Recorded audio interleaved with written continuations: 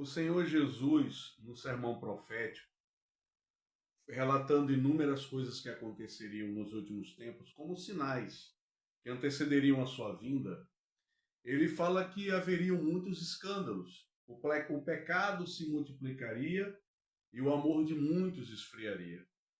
E que isso acarretaria também dissensões, brigas, guerras e muitas consequências, e uma delas seriam o crescimento dos falsos profetas, o crescimento da iniquidade e os escândalos também no meio do povo de Deus. E nós estamos vivendo isso porque eu já tenho 51 anos, cresci em berço cristão, e eu nunca vi um tempo marcado por uma grande quantidade, que até está se tornando comum. E o pior, o mais assustador, é que muitas pessoas estão se acostumando com isso, isso já é até normal para algumas pessoas, de forma que a gente vê escândalos, pecados, adultérios, fornicações, e diversos atos e atividades imorais praticados no meio cristão, no meio evangélico, por lideranças, por membros de igreja, e até aqueles que são apologistas e defensores de tais práticas, e procuram subterfúgios filosóficos, relativizações filosóficas, tentam racionalizar para de todas as formas defenderem o pecado nas redes sociais. Eu vejo muitos, mas muitos mesmo, defendendo práticas pecaminosas. Então, eu venho de uma época em que quando um pastor, quando um presbítero, um diácono ou qualquer pequeno oficial da igreja, o alto oficial da igreja, cometia algum deslize, algum pecado, era um escândalo muito grande. Ele era disciplinado, era afastado do seu cargo e era ali tomado a sua credencial. Hoje em dia já não há tanto abalo em relação a isso, eu tenho certeza que você concorda comigo. Nós estamos vivendo os últimos dias. Eu me lembro há muitos anos atrás, uma missionária chamada Alzira, lá em Campina Grande, uma senhora já de mais de 80 anos, que foi missionária no Oriente Médio, uma mulher muito cheia do Espírito Santo, uma profetisa, uma mulher de Deus. Antes de eu viajar para um lugar para fazer a obra do Senhor, o Senhor tomou os lábios dela e falou para mim. Deus disse, guarda a minha doutrina, porque a maioria dos pastores estão calados e já não ensinam a minha doutrina, mas ensinam aquilo que lhes convém, segundo a carne. E o pecado entrou na igreja, porque eles estão sendo omissos com a minha palavra. Então, a advertência que Deus me deu é que eu fosse firme na doutrina e firme na palavra. E vocês que estão assistindo esse vídeo, que não me conhecem pessoalmente, não sabem a história da minha vida de perseguições, de lutas, de retaliações, de hostilidades no meio cristão, vamos dizer, no meio evangélico, em muitos lugares onde eu passei, por manter a postura de pregar a palavra, viver a palavra, guardar a doutrina, confrontar o pecado e pregar uma vida de piedade, de santidade, de acordo com aquilo que as Escrituras ensinam. Agora preste bastante atenção. O tema deste vídeo é quando você é culpado por pecados que você não praticou. Isso é possível? É possível você carregar a culpa. Isso eu estou falando daquele que não praticou o adultério agora.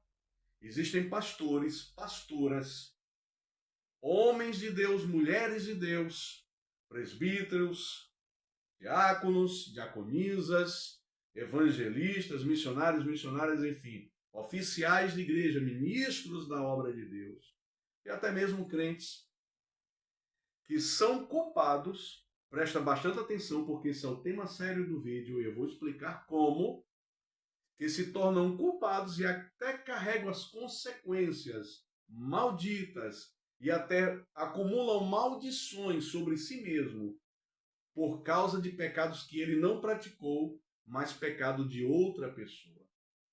Como é que isso acontece? Como é que é possível um líder que leva uma vida reta, uma vida santa, uma vida piedosa, você que não adultera, você que não rouba, você que não mente, você que não chama palavrão, você que não faz coisas imorais que desagradam a Deus, procura ser fiel, mas acaba sendo culpado pelo pecado de outra pessoa. Eu vou explicar isso para vocês. Eu estou aqui, eu quero que você acompanhe comigo 1 Timóteo capítulo 5, a partir do versículo 19, diz assim: não aceites acusação contra um ancião. Em outras traduções é presbítero, porque eu estou usando a King James, mas na Almeida corrigida, atualizada, é presbítero. Não aceite acusação contra um ancião ou presbítero, senão com 2 ou 3 testemunhas. Aos que pecarem, repreende-os diante de todos, para que também os outros tenham temor. Conjuro-te diante de Deus e do Senhor Jesus Cristo, dos anjos eleitos, que observem estas coisas sem preferir um antes do outro, nada fazendo por parcialidade. A nenhum homem imponha precipitadamente as mãos, nem participe dos pecados alheios. Conserva-te a ti mesmo puro. Deixa eu explicar para vocês. Aqui Paulo, ele está instruindo o jovem pastor de Éfeso, Timóteo, que ele não deve tolerar práticas de pecado em qualquer oficial da igreja.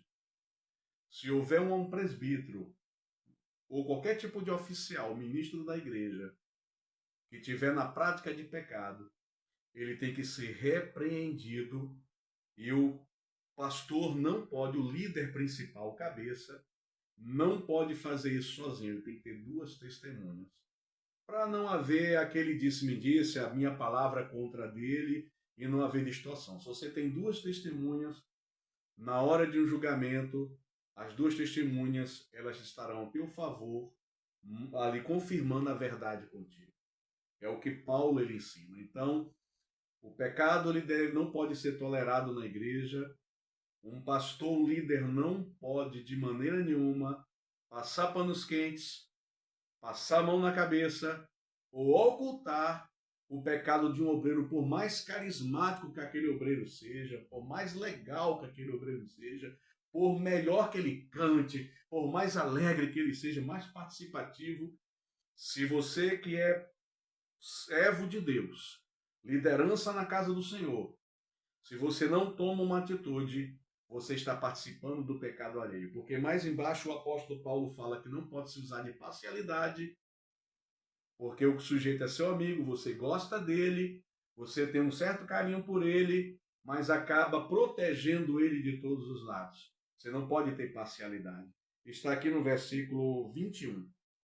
E ainda diz no versículo 22, mais grave, que não se pode consagrar, dar cargo de liderança, nem pôr a mão precipitadamente para não participar de pecados alheios. O que é que Paulo quer dizer com isso?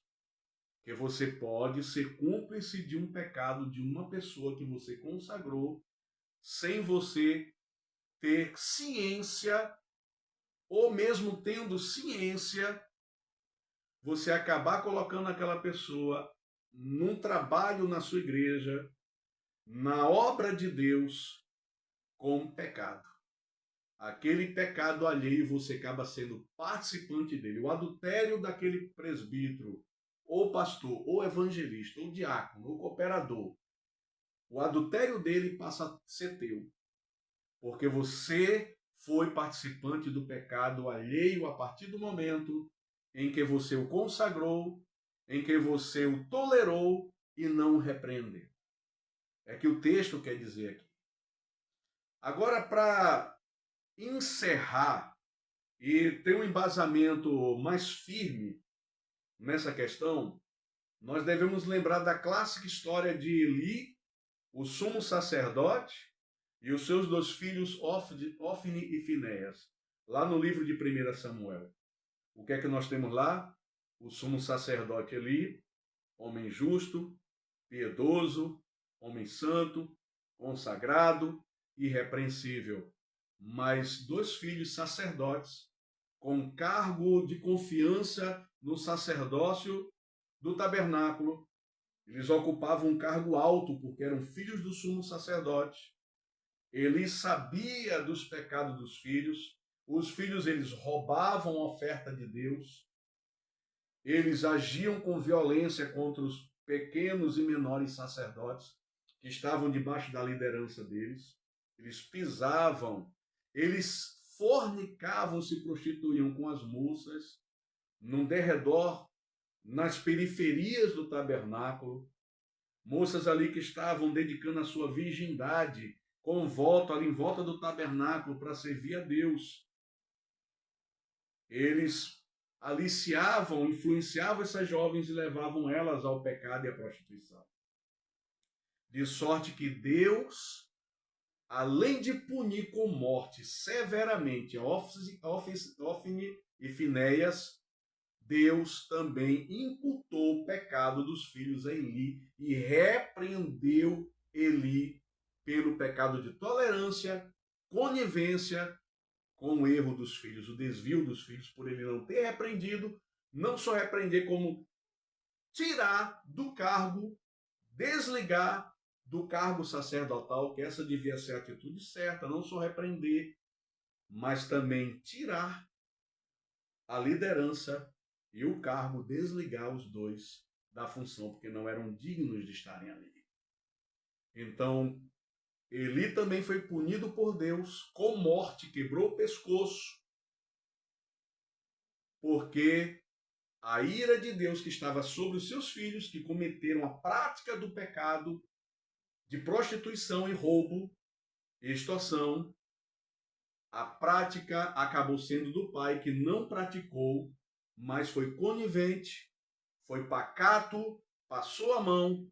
Então a maldição da morte, a maldição do pecado dos filhos passou para o pai. Isso é um alerta para mim, homem de Deus, para você, homem de Deus, para você, mulher de Deus, para você que serve, seja você homem ou mulher de Deus. Não importa o cargo que você exerça no reino de Deus, na igreja do Senhor. Isso é um alerta para que você não seja participante do pecado alheio e não tenha na tua vida pecado compartilhado e a maldição não recaia sobre a tua vida. Eu espero que esse vídeo tenha servido de alerta, que você leve isso a sério, porque eu trouxe aqui forte embasamento bíblico na palavra. E eu te peço em nome de Jesus, ajuda, por amor ao Evangelho de Cristo, ajuda a divulgar este vídeo para salvar a vida de pastores, de ministros, de homens e mulheres de Deus, aqueles mais leigos talvez que não tenham conhecimento, mas estão recebendo pecado e maldição alheia.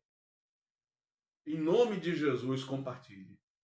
Deus te abençoe, comente, dê o seu like para o YouTube entender que esse vídeo tem relevância e ele seja indicado pelo YouTube para mais pessoas e você seja um parceiro para salvar a vida de homens e mulheres de Deus e de ministérios também. Grande abraço, Deus te abençoe em nome de Jesus.